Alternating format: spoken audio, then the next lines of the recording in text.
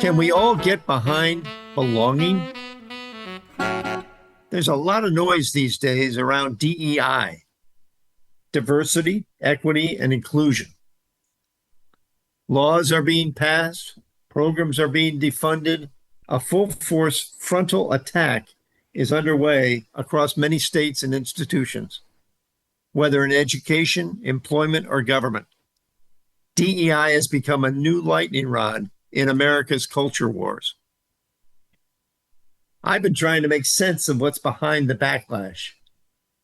My sense is that it stems from a belief, a principle really, that no one should be treated differently based on their race, gender, religion, or sexual orientation. That everyone should be treated the same. One set of rules, one standard, no special preferences, equally in its most stripped down form. On the surface, that sounds fair enough. Who wouldn't want a level playing field? But here's the thing. The impact of dismantling DEI efforts, whatever the intent, is deeply personal for a lot of people. For many Americans who've been historically marginalized, DEI wasn't about special treatment. It was about being seen. It was about having a seat at the table. It was about finally feeling like they belonged. And when these efforts are reversed or erased, the message received, whether intended or not, is you don't belong. That's what haunts me. Because regardless of where you stand politically, can't we agree on one thing? That every person in this country deserves to feel like they belong.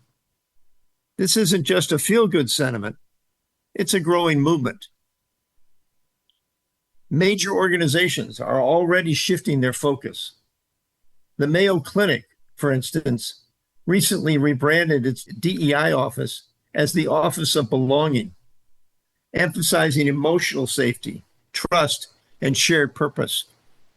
Disney has done something similar, renaming its affinity groups Belonging Employee Resource Groups, making it clear they're focused on unity over division.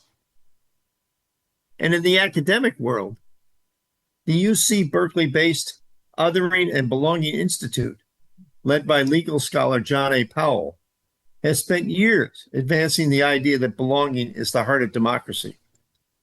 Their book, Belonging Without Othering, calls for us to build a world where everyone feels valued and no one is pushed to the margins.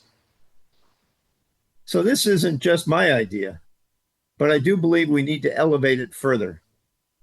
I believe it's time for a national belonging initiative, one that doesn't divide us with acronyms or checklists, one that focuses less on optics and more on outcomes, one that starts with a simple, radical question. Do the people around me feel like they belong? This doesn't require a government mandate or a corporate program. It starts with how we welcome a new neighbor, how we run a meeting, how we teach a class, how we listen to one another. It starts with kindness. Kindness is not weakness. It's strength in action.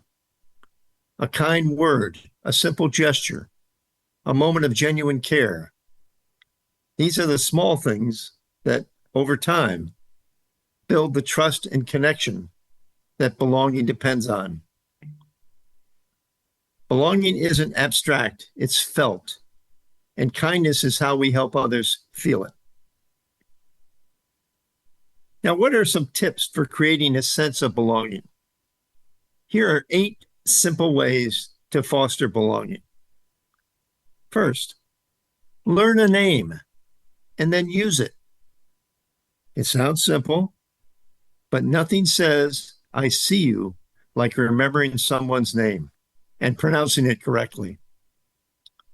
2, invite input and then pause. In meetings, classrooms, or groups, intentionally ask for others' views. And don't just fill the silence. Let the others speak. 3, diversify your circle. Look at who's in your inner orbit. Are you hearing from people with different backgrounds, ages, and perspectives? 4, share your own story. Vulnerability creates space. When you speak openly, you signal that others can do the same. 5, redesign the table. Who's invited to key decisions? Who's left out? Think beyond titles and make room for lived experience. 6, celebrate difference without stereotyping. Acknowledge someone's culture, identity, or journey, but don't reduce them to it. 7, ask yourself who might feel invisible here, and then do something about it. And finally, practice radical kindness. Not just politeness, not just niceness, but intentional everyday kindness towards strangers, colleagues, students, cashiers, neighbors. Kindness tells people you matter here. Ian McLaren once said, "Be kind, for everyone you meet is fighting a battle you know nothing about." Belonging is not about giving some people more. It's about making sure no one feels like they are worth less. Let's build a future where the question isn't who gets a seat at the table, but how we can make more room. Let's start with belonging. Be sure to subscribe to Meandering Musings wherever you get your favorite podcasts. For more about Neil Peterson and to read more Meandering Musings and travel essays, visit meanderingmusings.net. Tell your friends about Meandering Musings and leave us a review on Apple Podcasts. At Arizona State University, we've made online education better, smarter, and more personalized so you can go further in your aspiring field. I decided to pursue medicine once I realized that ASU did have the online program for biological sciences. You're still required to learn the same curriculum. You're still being tested on the same content that anyone would be tested on in person. The comprehensiveness of the program prepared me so well for medical school. Explore over 350 plus programs at asuonline.asu.edu.